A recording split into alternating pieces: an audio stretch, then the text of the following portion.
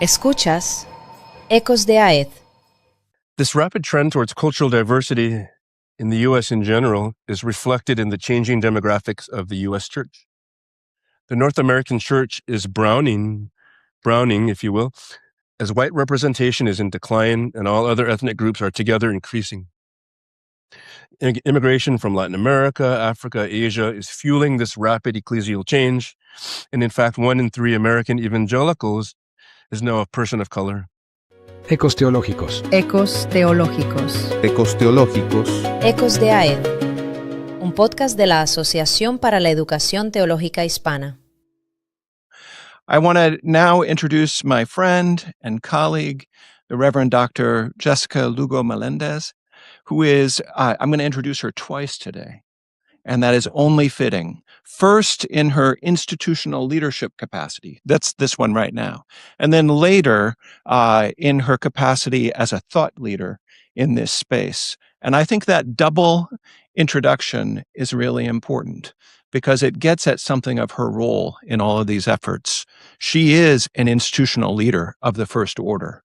She is also a visionary thought leader who thinks deeply about what's happening. So she'll get 2 introductions.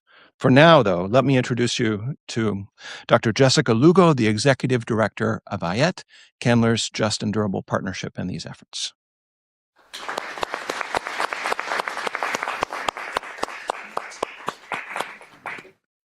Good morning. Buenos días. On behalf of the Association for Hispanic Theological Education, better known as AED, our board of directors, our membership, and our community at large, we bring greetings. We are beyond excited about this event that started from a conversation last year with Catherine and Justo back in California. And it made its way all the way here into Candler and eventually to us. And because of that dream, because of that conversation, we are here today. Briefly, for those of you who do not know who AED is, we are a network of people and institutions that since 1991 have been working in the United States, Canada, the Caribbean, and most recently in Latin America. We dedicate ourselves to promote theological education of excellence, building bridges between the church and the academy. We exist to form men and women of the Hispanic community to become leaders that transform their communities, their societies, and the world. We are a community of experts and leaders who share the passion for theological education. And our network is a diverse one made of educators, scholars, pastors, leaders, community activators, denominational leaders, nonprofit leaders, among many others. We are grateful with the Just and Durable Partnership that we have flourished and nurtured for many, many years with Candler School of Theology. We are grateful with Dr. Jonathan Strom, Ted Smith, mi amigo, and Dr. Joanne Solis Walker, which we excuse today. She could not be here because she's a busy woman and she's doing very busy and important things. And I just want to shout out a word of gratitude to both the AED and the Candler team. May you please stand up, the AED staff and the Candler La Mesa team, please. Where are you?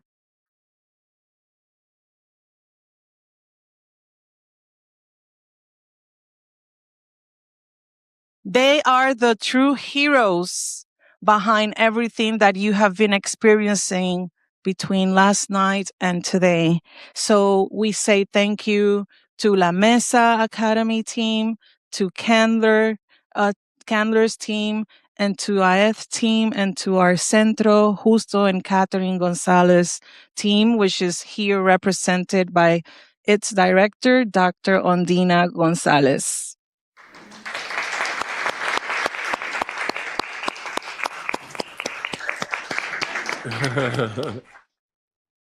Thank you. Those of you who are traveling back home today, safe travels. And those of you who stayed, please keep sharing the good word of the gospel here and beyond. Thank you.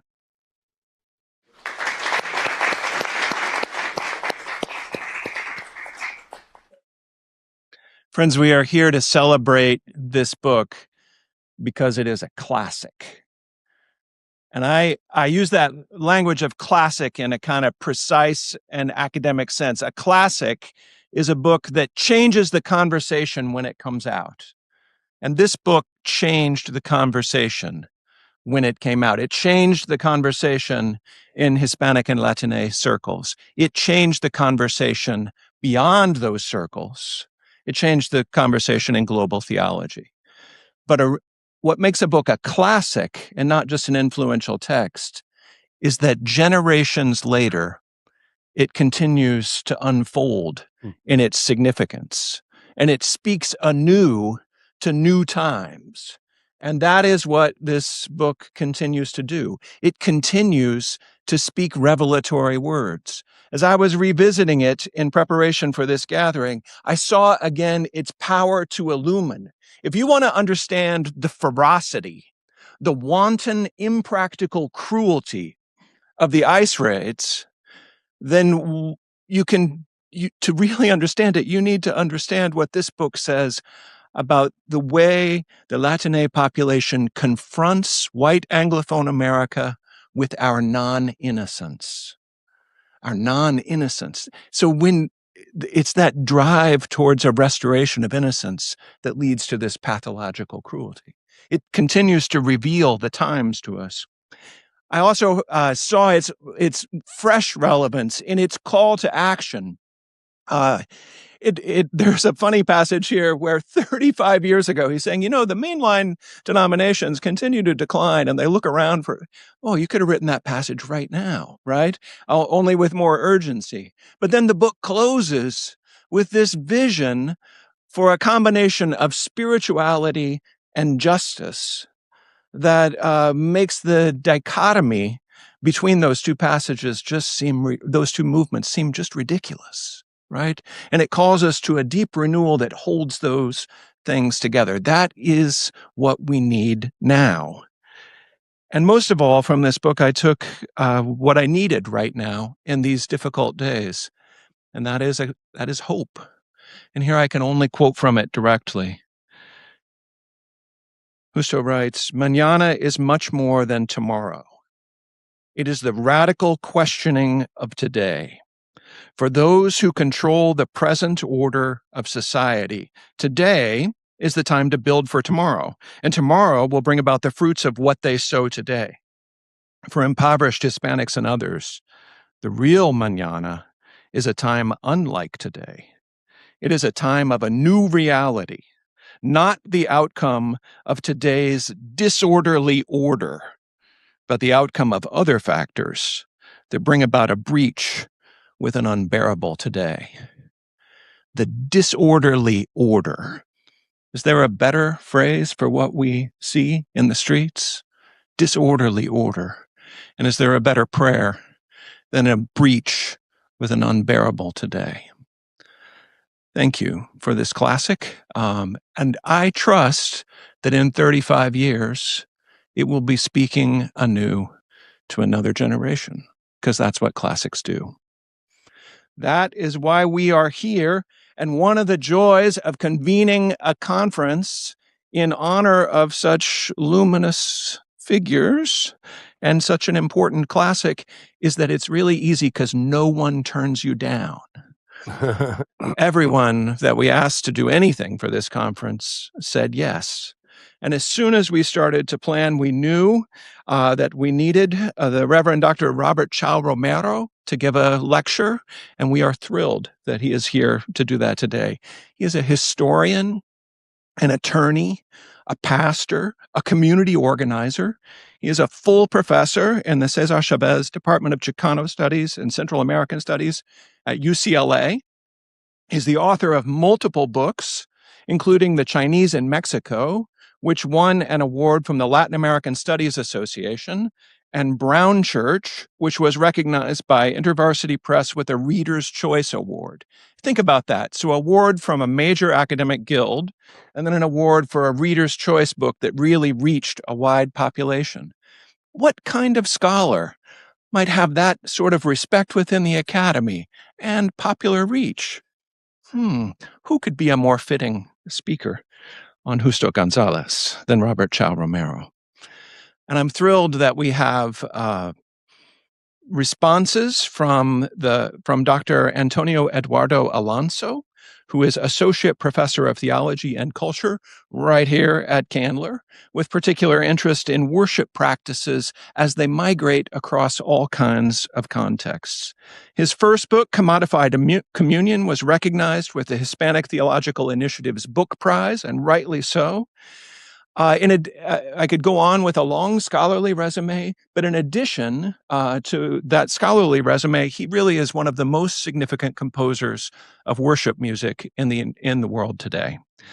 He composed the Mass for Pope Francis's American visit, and he's been nominated for a Latin Grammy, and he's going to be opening for Bad Bunny at the Super Bowl. What? Okay, that part's not true, but if Jay-Z knew what he was doing, he would have Tony there on the keys. That's all I'm saying. And I want to offer now the second half, or the complementary part of an introduction of the Reverend Dr. Jessica Lugo Melendez, who's the executive director of IET. She is ordained in the American Baptist tradition, and she has served in ministry in multiple contexts.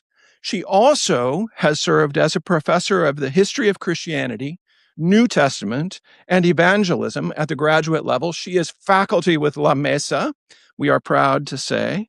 She also holds an MBA with an emphasis in strategic planning, and I can testify firsthand that she is a faithful friend and a person of great integrity. And when she says she prays for you, she prays for you. And that is one of the warmest introductions I can offer, and with such gratitude. What I want to say is that in her present role, she brings all of those skills together. And that's exactly what this moment needs. And so we're so grateful for her leadership. I'm going to ask you all just to proceed one after another with no further words from me. Okay. So please join me in welcoming Dr. Romero.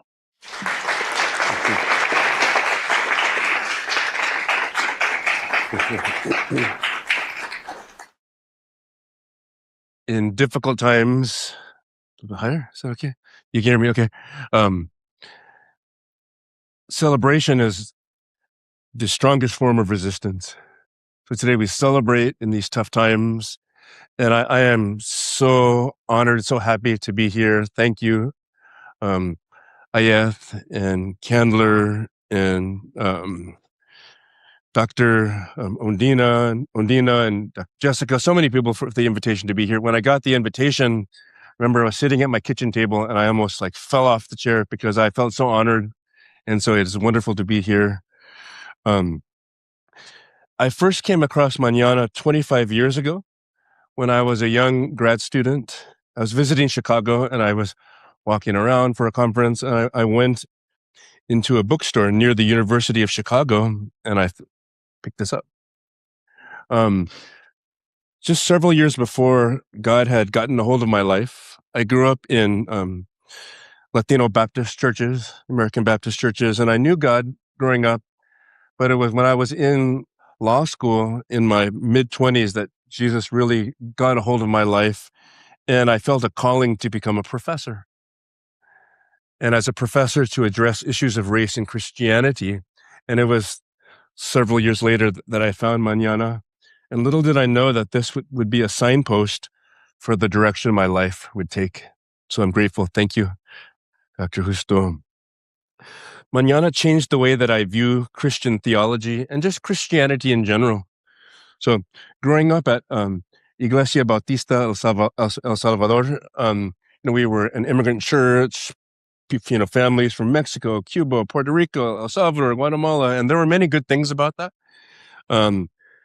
We came to know Jesus personally as the Lord who would change our lives. we came to read scripture for the first time. But unfortunately, we also inherited a very individualistic expression of the gospel. And we were not really taught about a social ethic. What did Jesus have to say about the poor? And the gospel that we received was very intertwined, sometimes unintentionally, with Anglo-American culture. And Mañana helped me both to appreciate my roots and understand that the gospel preached and embodied by Christ encompasses all of God's creation. It also helped me to understand that my own ethnic culture, as a descendant of Mexican and Chinese immigrants, is a natural fruit of the stewardship of creation. And therefore that my own cultural lenses are valuable for the task of theological reflection. Very soon after beginning my job as a professor of Chicano studies at UCLA in 2005, I began to meet students like Carlos. And I'm going to share a note that Carlos wrote to me in a class that I taught about the Brown Church. Carlos says, "As a Latino growing up as the son of an undocumented pastor in the Midwest, my experience was much different from those who surrounded me. I felt that I could not identify with my peers, and I always felt out of place." And Carlos's story here, it's reflective of what Michelle shared last night. Being in that big kind of megachurch that again, there are good things about it, and this personal relationship with Christ, but something was still off. It's hard to find the words to put your finger on it, but something was off. Likewise, Carlos said, "My white peers accepted me in the way that I stood in right by being part of their denomination. But I was not accepted because of my skin color, my race, or my father's undocumented status. I wanted to believe in what my family and church taught me as truth, but I slowly drifted away from my beliefs as a result of the testimony I received from the Anglo Church and their members. Even to this day, they referred to us as wetbacks, beaners, and spicks. I find myself conflicted with my identity." And maybe there's somebody or multiple people in this room who with that same struggle, right? I'm so grateful because Mañana provides a path forward, right? Dr. Justo, Dr. Catherine, and many in the Brown Church for decades have been wrestling with these same questions of spiritual deconstruction and reconstruction. And so there's hope. And that's why we celebrate today. Many of my students, again, find themselves in the spiritual borderlands. On the one hand, they grow up in Latino immigrant churches, again, come to know Jesus. There are deep, personal, real, wonderful things that happen. But then they go to the university and they learn about systemic injustices and history, and also about the way in which institutional Christianity has been intertwined with those injustices. And they go back to their home churches and they say, "Pastor, Mom, Dad, like I'm learning this stuff, about the history of colonization, about nationalism. What does the gospel have to say about this?" And they're told, mijo, mija, don't worry about that. Like that's just Democrat liberal stuff, or that's not the gospel. Just focus on the gospel. At the same time, they go to oftentimes back to activist circles, which is where I spend most of my time, right? Chicano studies. And they're told, you cannot be a Christian and care about justice. Christianity is only a colonizer's religion. And so now there are millions of young people who are stuck, right? This was bad 10 years ago, 20 years ago. Right now, it's fever pitch, right? And it's estimated 1 million young people that are leaving the church in the U.S. every year. 1 million. 1 million. Do the math. Right? By the end of our talk, how many more young people will leave the church? Right? And again, this is not new, right? And writing, again, in Mañana, Dr. Justo said, younger generations of Hispanic Americans, spurred by the example of Afro-Americans and other minorities, are turning to their cultural roots. And we find that exactly happening today. And again, my students don't realize that Brown theologians like Don Justo have been walking the same road of spiritual reconstruction for the past 60 years. And Mañana provides a time-tested roadmap for the often perilous task of theological deconstruction and reconstruction. Mañana, to borrow John Henry Newman's framework of faithful development, Mañana also reflects the vital characteristic of chronic vigor. It has endured and continued to bear overflowing spiritual fruit for more than 3 decades. So my remarks today are expressed in gratitude. Thank you for the way in which Mañana has shown a theological light for myself and many others who have wandered in the spiritual borderlands. My remarks will focus upon 5 key theological signposts from Mañana, which shed light upon the current state of ecclesial affairs and offer guidance for the way forward. The signposts are a new Reformation. I'm happy to share copies of my paper also with whoever would like it. A new Reformation, Fuente Ovejuna, or communal theological insights from the Brown Church. 3rd, creation, culto, cultura y cultivo. 4, reading the Bible in Spanish, which we've talked about. And 5, Mañana, living now into the new creation. To kind of blast to the past, in 1990, when this book came out, I had just graduated from high school, from Los Altos High School. And Mañana made the bold claim then that a new reformation of the 20th century had begun. Dr. Justo posited 3 macro events and 5 characteristics which marked this new reformation. These macro events consisted of, number 1, the end of the Constantinian era and the concomitant rise of what was then the New Right. 2, the failure of the North. And 3, a growing self-consciousness of the peoples of the global South and minorities and women in the United States. So, speaking of the end of the Constantinian era, Dr. Justo writes, "It is the end of this era. Ever since the 4th century, the church has existed in politically and socially advantageous conditions. Christianity has been allied with the existing order of society and has profited from it. The new right defends the old wrongs in the name of Christian civilization. The protagonists may win an election or 2. They may even hope to turn the United States into a fascist state. But in terms of long-range history, they are already defeated." Again, as was mentioned last night, I think by Michelle, these insights ring eerily true. Right? Secondly, failure of the North. Girded with modernist hubris, nations of the North Atlantic during the 19th century promised, quote, to usher in a new era of prosperity for humankind. In the words of Mark Lau Branson and Alan Roxburgh, at the heart of this hubris lies modernity's wager. And simply, this is a wager that life can be lived well without God. Human beings seen as autonomous, self-making individuals whose identities are not given but plastic and therefore malleable to all kinds of social administration. Autonomy, plasticity, and self-making are the marks of modernity's wager, and the creation of technocratic elites with the skills to manage and control desired outcomes. Well, as Justo observed in 1990, modernity has lost the bet. From a theological perspective, I would also state that another characteristic of the failure of the North is that the modernist fundamentalist debates of a century ago have finally run their course. On the one hand, Christian fundamentalism has morphed into MAGA. As the North American church has diversified through immigration from Latin America, Asia, and Africa in recent years, a reactionary movement of white Christian nationalism has arisen which conflates the church with U.S. civil religion and rejects immigrant Christians as undesirable newcomers and even illegitimate believers. And as has been mentioned, one result is that millions of young people, Latino and of all cultural backgrounds, are leaving the church.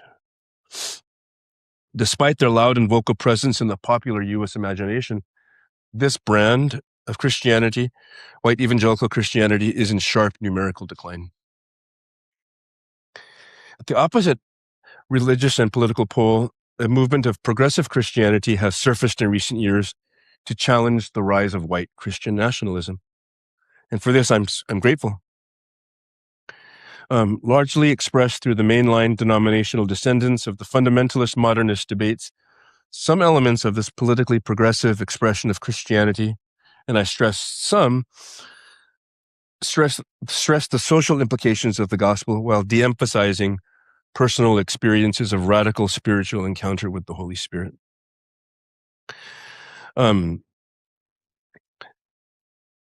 as was mentioned earlier, similar to their more conservative evangelical counterparts, unfortunately, many white mainline Protestants have also experienced a steady decline in numbers, coupled with the median older age of 50.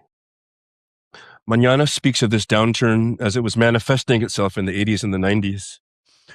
And this quote was referenced, but the full quote says, mainline churches, painfully aware of uninspiring statistics, eagerly grope for explanations and solutions. Most of what one hears are easy prescriptions, as if the malaise had to do essentially with structural matters that some program or constitutional revision could fix. The fundamentalist modernist debates of a century ago seem to have reached the end of a road, as their contemporary denominational progeny do not seem to possess within themselves what is required to successfully address the pressing problems and spiritual hunger of our day.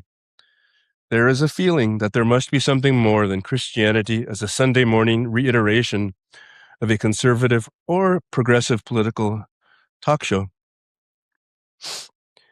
Though these two poles of Euro-American Christianity by no means represent the full denominational spectrum of Christianity in North America, the political and cultural divisions which they represent are to be found within most other Christian denominations, including the Roman Catholic Church. Neither Christianity as a frame for progressive activism, bereft of deep spiritual encounter, nor Christianity as a proxy for religious nationalism and personal self-fulfillment is sufficient to meet the deepest spiritual hungers of the coming generations. And again, owing to these factors, you have a growing number of people who are identifying as religious nuns, N-O-N-E-S, right? Religiously disaffiliated. It's estimated that religiously unaffiliated will increase to 26% of the U.S. population by 2050. That translates into 111 million individuals. As in the days of Jesus of Nazareth, however, hope sometimes springs from unexpected and forsaken places, such as Galilee of the Gentiles, or in the words of Orlando Costas, from Christ outside the gate. Mañana and the rapidly growing immigrant church holds much promise for the future revitalization of Christianity in North America. At the same time that North America is experiencing such an overall market collapse in formal religious identification, North America is also experiencing a diversity explosion, reminiscent of John's vision of the New Jerusalem of people from every language, tongue, tribe, and nation. The United States is in the early stages of a profound racial and ethnic mestizaje, in which cultural groups from every continent on the globe are freely mixing in a historically unprecedented way. From 2010 to 2020, the multiracial population of the U.S. grew 276% to 33.8 million people. The Black population increased from 38.9 million to 46.9 million. The American Indian and Alaska Native population alone, and in combination, increased from 5.2 million to 9.7. The Hispanic Latino population climbed by 23% to 62.1 million. And the Asian American community, comprised of people with origins in East Asia, Southeast Asia, or the Indian subcontinent, increased to 24 million. You get the picture. The Census Bureau projects that the multiracial population will triple by 2060, and it's estimated that as much as 20% of the entire U.S. population will be mixed race by 2050.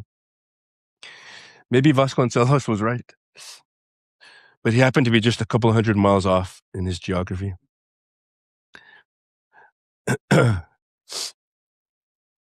This rapid trend towards cultural diversity in the U.S. in general is reflected in the changing demographics of the U.S. church.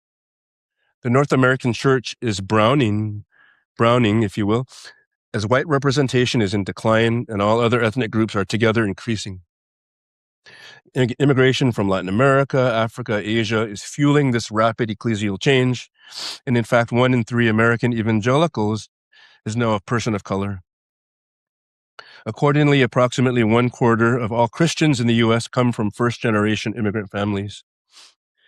As part of these rapid changes, grassroots expressions of church are gradually replacing the formal structures and practices of Euro-American Christendom. These domestic trends coincide with the fact that the global pendulum of Christianity has already swung in the direction of Africa, Latin America, and Asia.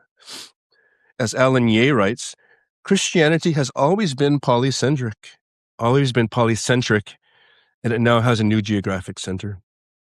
The expression that Christianity is a, quote, white man's religion is already not true. The present and future face of the Church of Jesus of Nazareth is brown, and Christianity is returning to its historical origins as a faith of the marginalized born in the Near East. This supplies a hermeneutical advantage, for as discussed in Mañana, Scripture was birthed and first interpreted by those at the margins of society. According to Dr. Justo, North Atlantic male theology is no longer taken to be normative. Universal theology, to which then women, other minorities, and people from the younger churches may add their footnotes. Hispanic theology, whose first steps we witness, is but one element of that vast Reformation and can be properly understood only when viewed within that larger context. Christian immigrants from the majority world bring with them a vibrant personal faith, driven by radical dependence on Jesus, made necessary by suffering and the struggle to survive.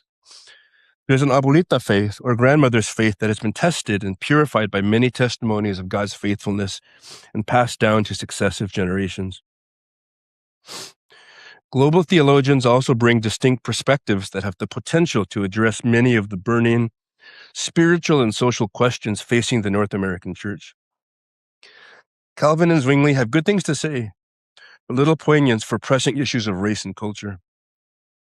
The faith of immigrants will revitalize the U.S. church in many ways unforeseen, and from such faith, revival can certainly spring. Stated another way, Christians from the global South bring distinct God-given community cultural wealth and spiritual capital to the waning U.S. church. As was mentioned last night several times, as Latinas and Latinos, we read the Bible through the lens of our God-given community cultural wealth. We read the Bible in Spanish or with Hispanic eyes. But this new Reformation requires that we read the Bible not only in Spanish, but in Arabic, Chinese, Laotian, Tagalog, Hindi, Swahili, and through the lenses of all the cultural groups which God has created. As a Jesuit has somewhere said, we will not know God fully until the gospel reaches all of the countries of the world. Mañana predicted all of these trends 35 years ago. To be honest, I think that Mañana was a little bit ahead of its time. The new Reformation is now a bit clearer for many others to see. Dr. Justo is like Peter Abelard, John Wycliffe, Jan Hus. I don't want you to get burned at the stake, though. Or Erasmus, right? Who sounded the clarion call before most could hear it or had eyes to see the coming storm of the Protestant Reformation. I'm reminded of Luther's famous statement about Jan Hus. We are all Hussites without knowing it. All of us in this room are Gonzalites without knowing it. Share another story that I think captures some of the current trends and the ways in which Mañana speaks to this day. And this is a kind of a compilation story based upon stories that I've heard. Ruben and Sandra were gemelos. They're twins. They immigrated to the U.S. from Mexico, fleeing gang violence and poverty. In Mexico, their parents, Juan and Emilia, had come to faith in Christ through a white U.S. missionary named Jim. Jim often told them about how the U.S. was a land of freedom, liberty, and economic opportunity, and how God had blessed the country because its founders were Christian. And the story that I'm sharing, it's very common. I think many of us can relate to this story. Juan thought to himself, my gosh, if this one person is so educated and brings so much economic wealth to our little town, can you imagine what the U.S. must be like? It must be like paradise. Missionary Jim saw that Juan was a gifted preacher and had many spiritual gifts.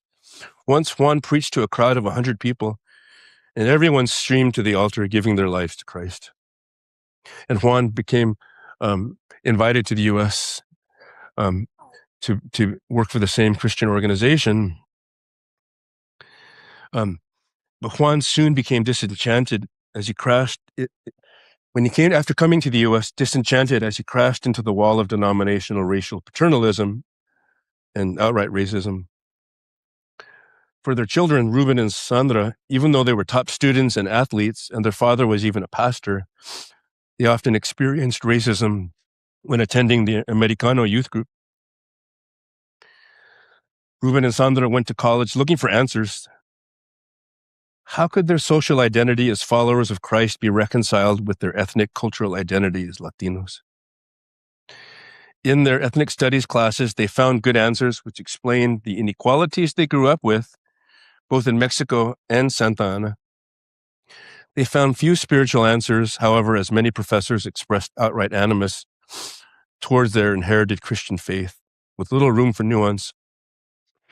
One semester during sophomore year, Sandra decided to take a class on the historical Jesus.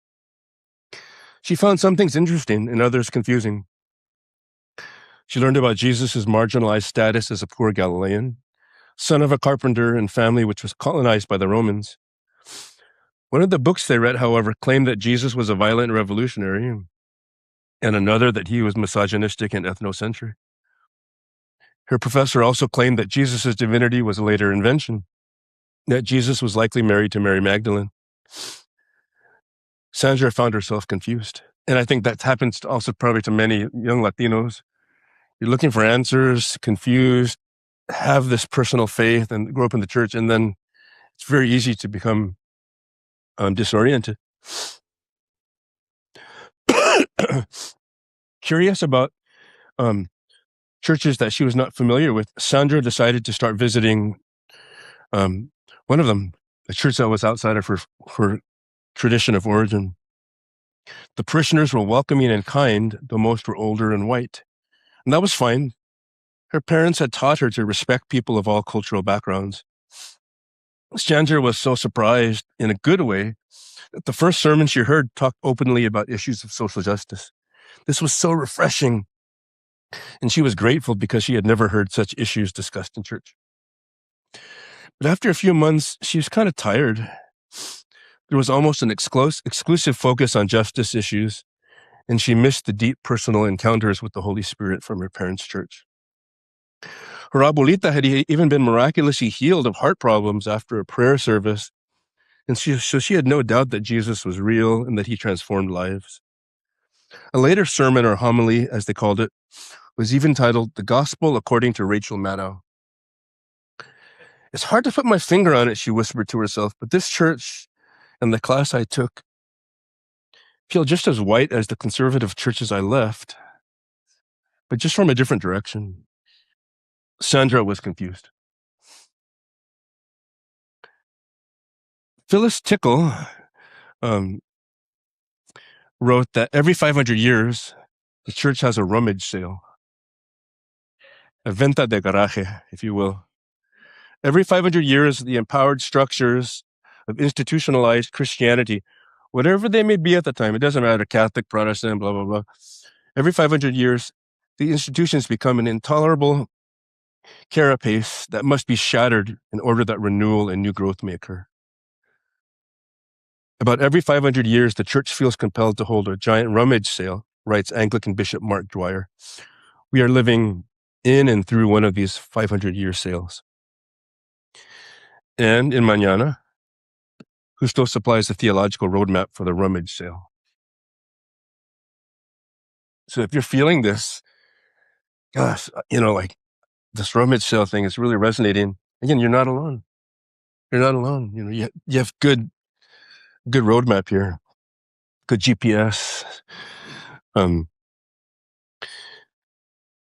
IF, the Gonzalez Center, La Mesa offer behind the wheels training using this roadmap for pastors, students, and families, like the stories I've shared.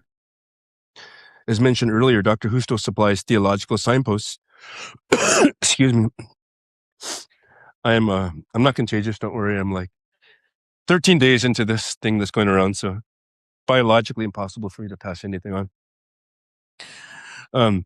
But signposts, theological signposts, fuente o vejuna, communal theological reflection, creation, culto, cultura y cultivo, reading the Bible in Spanish, mañana, living now into the new creation. I'm not going to go into. Oh, thank you. That would be helpful. Thanks. I encourage you all to get your copy of Mañana and dig deep into these themes.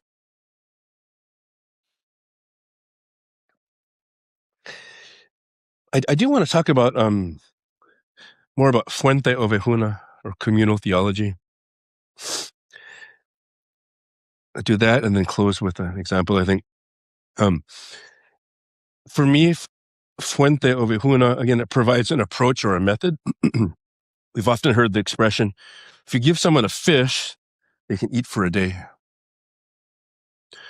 But if you teach them to fish, well, you know the rest of the saying, right? The approach of fuente o vejuna has taught me to fish. A method of communal theology, quote, a constant dialogue among the entire community. It consists of communal theological reflection upon the sacred, as opposed to, quote, the exaggerated individualism of much of the theological guild, where, quote, theologians like medieval knights joust with one another, while their peers look at the contest from a distance, if they look at all, right? And we're all bloodied afterwards, and like people don't even care. In the acknowledgement section, Dr. Justo speaks of the community of interlocutors which shape Mañana. He says, most of them I do not even know by name. Many are ancient Christian writers who have now been my companions in life for over 3 decades. Others are colleagues and friends, both in this country and throughout the world, whose writings and conversations have taught me much. I'm not sure how much you intended your readers to dwell on those 2 lines, but I've thought about those lines, those 2 sentences for like the last 4 years. And books like Worship in the Early Church and A Concise History of Christian Doctrine have led me down a delightful theological path of our ancestors. Irenaeus, Tertullian, Athanasius, Cyril, Augustine, St. Anthony. Every morning, not every, but I pray like the Coptic Agbeya prayer book, which is like the oldest prayer book from Egypt, Desert Fathers and Mothers. And as I've reflected upon Dr. Justo's words, I've come to understand that communal theological reflection means the whole church. The communion of saints over 2,000 years.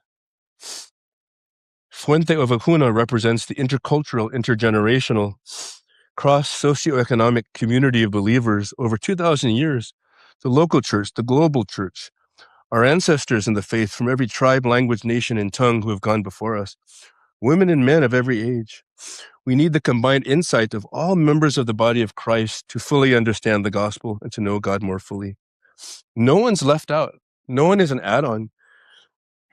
Indeed, God has even given greater honor to the parts that lack it. Christianity, to borrow an expression from Andrew Walls, Christianity is a generational process.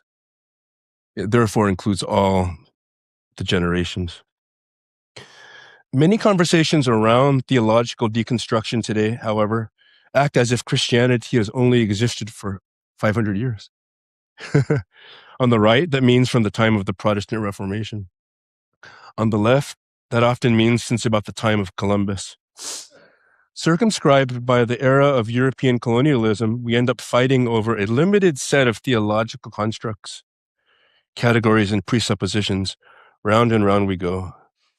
Meanwhile, the geographic centers of Christianity have already moved on. I think of what C.S. Lewis said, if you join at 11 o'clock, a conversation which began at 8, you will often not see the real bearing of what is said. And so in order to understand where we are now as the church in the US, we need to understand history. And that's why I feel such a kindred spirit, right? With Justo and Catherine as historians. As I've learned from the story of Christianity, the movement of Jesus of Nazareth existed for 1,500 years before the arrival of European colonialism. For the first 1,000 years of church history, the geographic center of Christianity was Africa, Asia, and the Middle East. The Emperor of China first contemplated the truths of Christianity at the same time as the English King of Northumbria.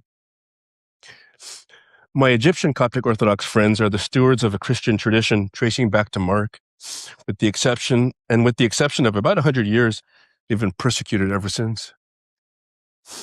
You might call the church of the first 1,000 years the original Brown Church. By this, I mean the diverse global church which existed prior to the social construction of whiteness as a theological and sociological construct, as a justification for colonialism. There's so much more that I can say.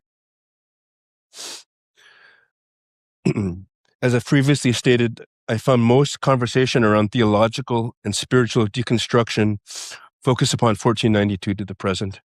So if the resurrection of Jesus was 8 a.m., then 1492 to the present is like 4 to 5 p.m. And we're stuck there. It's like Groundhog Day.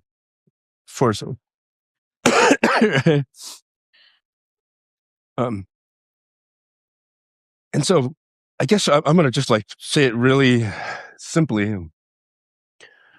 The framework that I've kind of maybe absorbed from Dr. Justo Mañana is got to go back to the sources, right? Scriptures, of course. But what were the theological understandings of those that canonized the scriptures, right? The scriptures didn't just fall down from the sky, right? It's like people have been, it doesn't mean the early church got it all right, but you have to have a foundation to start. And then, we can discern, what is faithful theological development from those foundations. But right now, it's like a free-for-all. It doesn't matter left, right, center. It's like, I'm reading the Bible.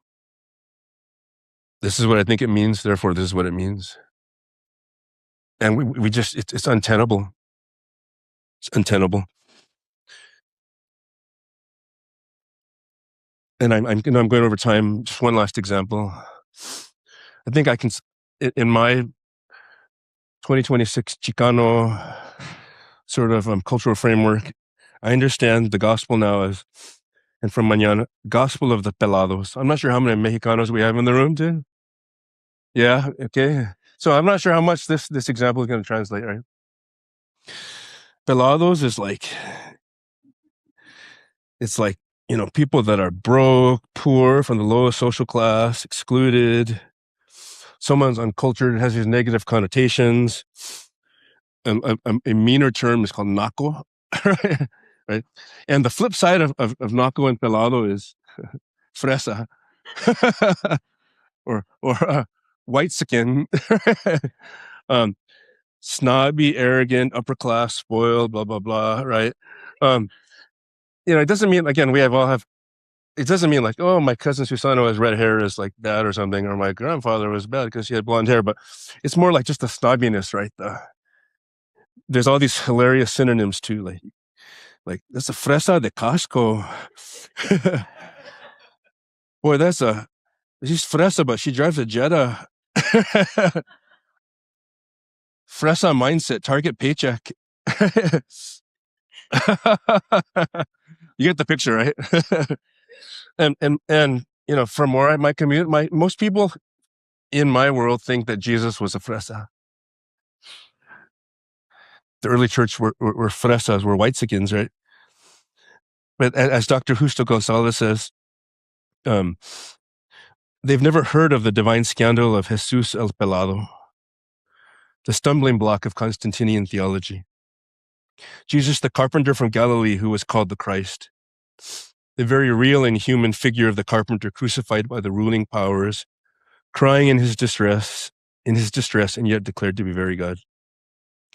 The Son of God, creator of heaven and earth, who called creation very good, who planted within creation the very seeds of diverse ethnic cultures, and who returned because we turned away and ruined the plan, culto, cultivo, cultura, worship, stewardship of creation, and the creation of culture, all interconnected. The Son of God came incarnate to the very world that he created, to unite humanity and all of creation to himself, to heal creation from the inside. The triune God, the very model of sharing and unity across distinctiveness, men, women, equal in Christ, justice, mercy, all peoples flourishing, the union of all things under Christ, new creation. In the words of one early Brown Church ancestor, God became human so that humans could become divine. Jesus became what we are, that he might make us what he is. The gospel of the pelado. And this is the hope of mañana.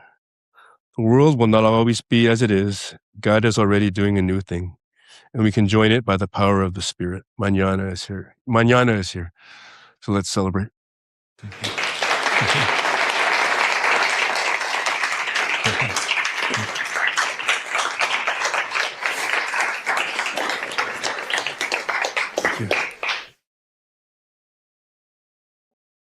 Thank you so much, Robert, both for that as well as your incredible work on the Brown Church, to which we all owe you such a great debt. Thank you. Thank you. I want to take my too brief time to think with you about two mañanas, the future of Latine theology in the wake of Justo's book, and the eternal mañana to which all of our work points. As all of the panelists last night, if you were there, articulated so poignantly, in Mañana, Justo, you gave us a voice. You created a vocabulary and you developed a discourse that centered the lived lives of Latines in the US and all their complexity and difference, an approach born of the embodied knowledge of a pastor and a scholar, grounded in community. An insistence that all theologians broaden our reflection to include more of whose practices and whose lives matter for theological reflection, while also making so many of us Latine theologians cry tears of recognition at what has always been most true for us, even if that truth has rarely made the pages of a book of academic theology. But I know you pulled me aside a few weeks ago and you said you don't want this to be about ayer, you really want this to be about mañana. And so as I cast my own gaze toward the mañana of Latine theology, I have found myself dwelling in a tension that is increasingly intensified for me in recent years in my teaching, in my scholarship, and in my pastoral ministry. I worry that the assertion of too strong a Latine cultural identity that has marked much of Latine theology in the last couple of decades sometimes obscures even what it wants to reveal. While identifying a shared Latine identity has been and remains vital in light of its theological, political, social, and economic implications, especially in these times, sometimes I worry that too strong a construction of that identity can have consequences that outrun even our best intentions and most faithful quests for justice. In our affirmation of the importance of one kind of difference, we can risk unwittingly neglecting many others, even within our communities. Let me name just one, a hard one. I confess I read Fuente Ovejuna and Justo's reading of it through a different lens today than when Cecilia Gonzalez Andreu handed me my first copy at Loyola Marymount University in 2010. Indeed, I can't help but read that beautiful and hopeful image of collective solidarity expressed in the community's unified answer to the question, ¿Quién mató el comendador?, with a tinge of melancholy. Because anything resembling a unison, Fuente Ovejuna, señor, from U.S. Latines seems so distant to me in our present milieu. Not only would I expect a greater multiplicity of answers, if I'm honest, I would need to brace myself for the fact that many Latines, would want to keep the comendador in place, at the expense even of each other. And if we're truthful, familia, it is not only the response of the fresas in their many guises that might give us pause.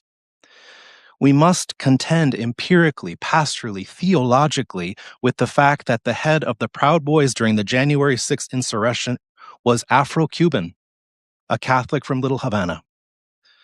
That the pastor of Quilmar Abrego Garcia's immigrant church was until very recently an enthusiastic supporter of the president and his policies. That the 2 Border Patrol agents who shot and killed Alex Preddy as he put his own life on the line in solidarity with Latines in Minneapolis are themselves Latine. And not only did the Latine vote increase substantially in support of the present administration in the last election, it was in no small part due to the pelados who contributed to that success. Indeed, as with white voters, non-college Hispanic voters were more likely to back Trump than Hispanic voters with college degrees. To oversimplify, more fresas voted for Harris, more pelados voted for Trump, and many more stayed home.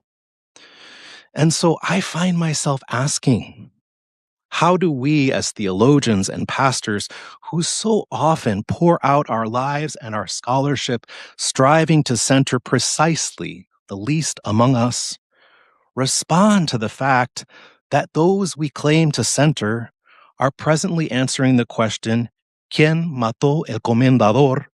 By pointing at their own vecinos, by pointing at us? And how do we, in the face of such a reality, resist the temptation to merely point the finger back at them? All of this and more pushes us into the very complexity, ambiguity, and nuance to which Robert invited us. The fact that not only are millions fleeing the church, but that many more who stay leave unchanged, or worse, leave with hearts hardened even to those most proximate to them, even somehow alienated from our own present reality. But this truth also confronts those of us who have at times been too enthusiastic to confidently identify the reign of God with the often anemic alternatives that have been served up in their many forms. Instead, to look and look again, to listen and listen again to those who have been rendered invisible by the entire system in which we find ourselves, whatever our politics. It invites us to bind the wounds of those who are so often victims of systems designed not only to oppress, but even worse, designed to algorithmically convince people to campaign for their own oppression. Here, I can't help but repeat one of the most direct and powerful enunciations in Mañana. The death of many gods has meant life for countless human beings. Indeed, there are many gods that still need to die, even in us. So what then is the shape of hope in these impossible times? In the final chapter of the book, Justo gives us a glimpse of an eschatological vision of a mañana that is a word of judgment on today. He foregrounds the eschatological expectations so real in many Latine churches, yet so often suspected by sophisticated white liberal theologians. Perhaps ruffling even the theological feathers of some of us here, even implicitly challenging some of the hymns I myself have written, he denounces a phrase that too easily rolls off the tongue of preachers and hymn writers and well-meaning prophets of this day. God has no hands but your hands. This is not only a misinterpretation, he writes, but a blasphemy. The Lord may wish to use us as hands, he writes. But were we to fail, there is no doubt that the Lord would find other hands to carry forth the divine purpose. Put differently, Justo is decidedly not proclaiming the gospel of Rachel Maddow, of which Sandra grew so weary.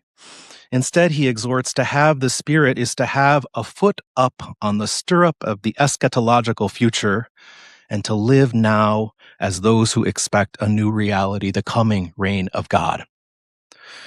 This vision, of course, does not absolve us of the work yet to be done under claims of human finitude in the light of a distant reign. It is instead a hope that discloses broken fragments of the new heaven and new earth breaking in, even as it insists that our practices, our beliefs, our lives can neither bring about the end of the present order, nor can they usher in the new one yet to come. It reminds us that yes, God works through our hands and feet in the world, including through all of our acts of daily resistance, large and small, to the present terror that is closing in all around us, but confesses a deeper hope still that God's activity is never confined by or identical to that work. It imbues all of our acts of solidarity and protest with an eschatological humility that sees that even our most careful resistances are incomplete and that hope does not finally depend on them. And precisely because, gracias a Dios, it does not all depend on us. It is a hope that frees us to resist more deeply and with a clearer vision of the coming reign, one that seeks not merely the evolution of today and tomorrow, but rather the breach that mañana announces. And as one in frequent despair these days at the fragility of my own feeble responses in the face of the enormity of it all, I can only say, thanks be to God. Thank you.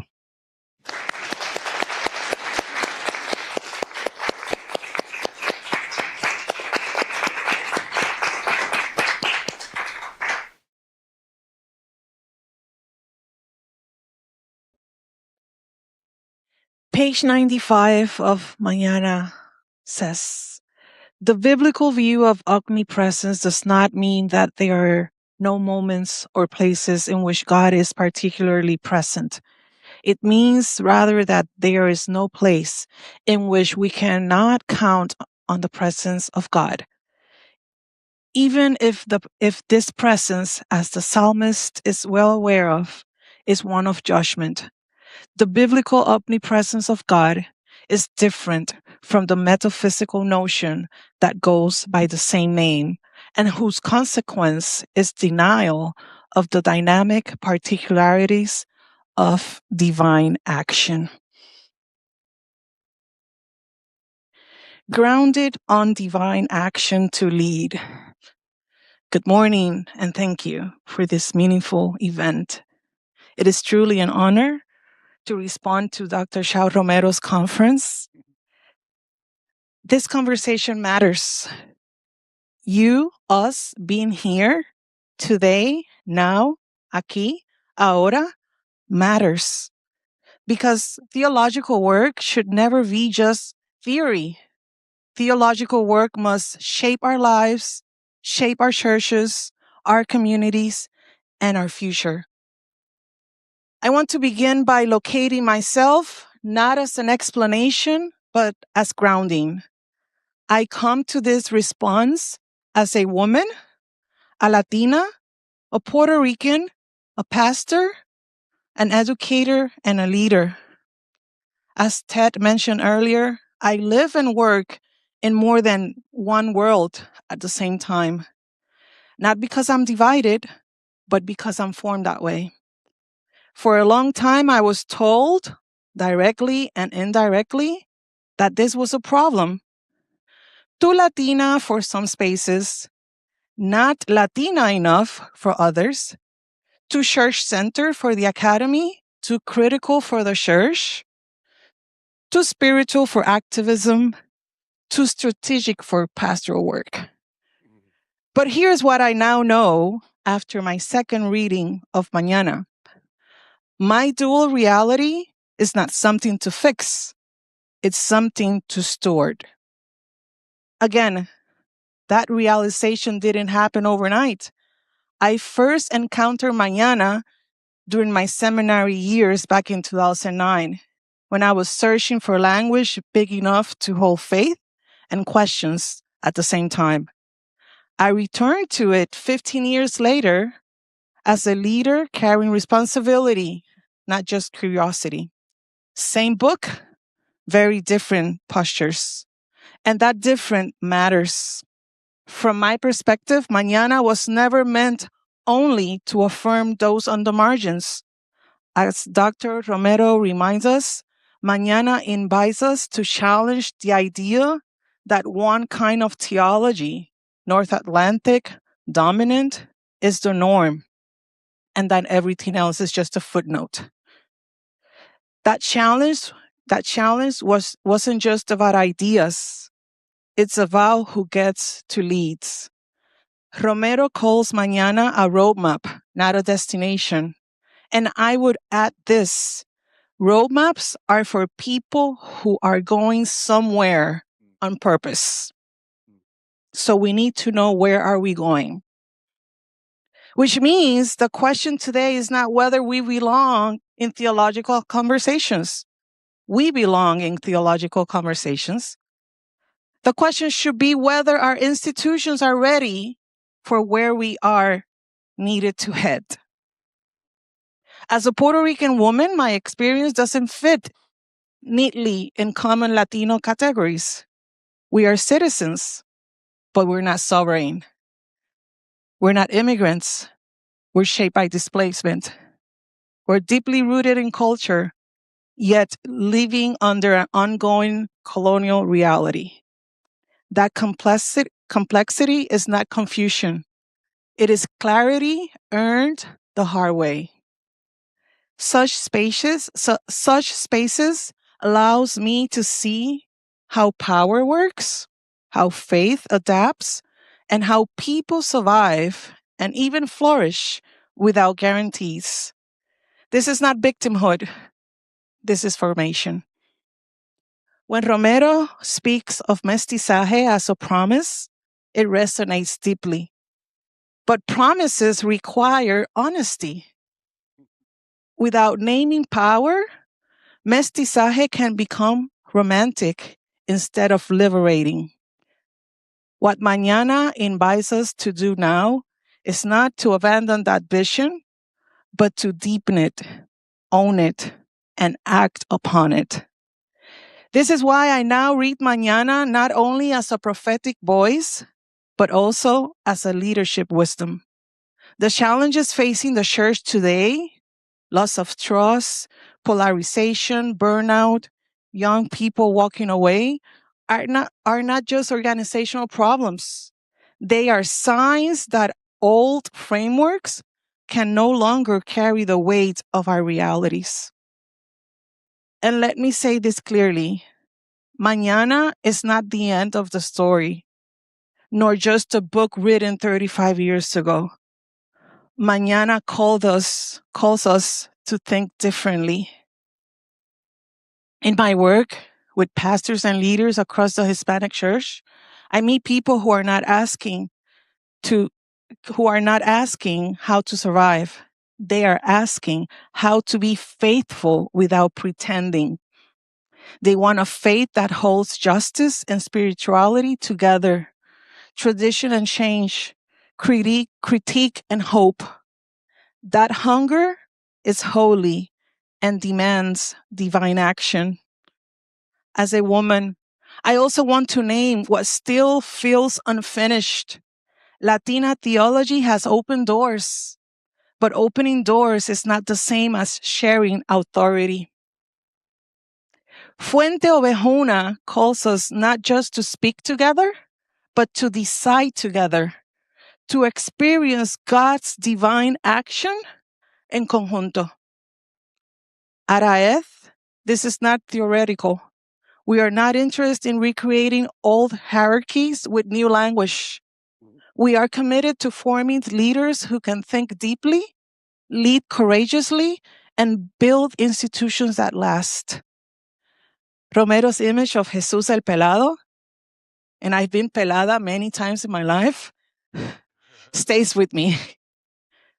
A Jesus that not aligned with power, but with vulnerability, not abstract, not elite, not fresa, but deeply human. This Jesus refuses both nationalist Christianity and shallow progressism. It stands with the disposable and calls us as leaders to do the same. For many today, the question isn't whether there is something more. It is whether the church is brave enough to live it.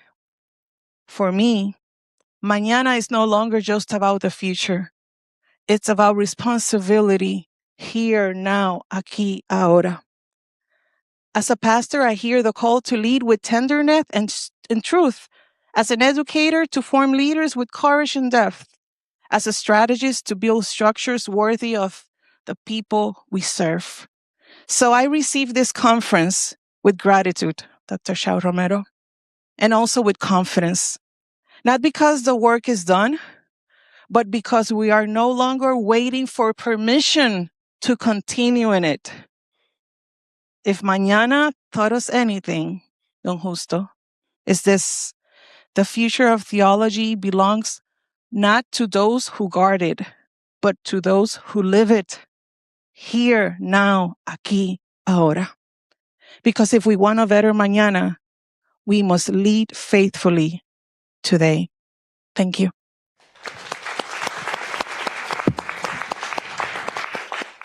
Ecos teológicos. Ecos teológicos. Ecos teológicos. Ecos de AED. Un podcast de la Asociación para la Educación Teológica Hispana.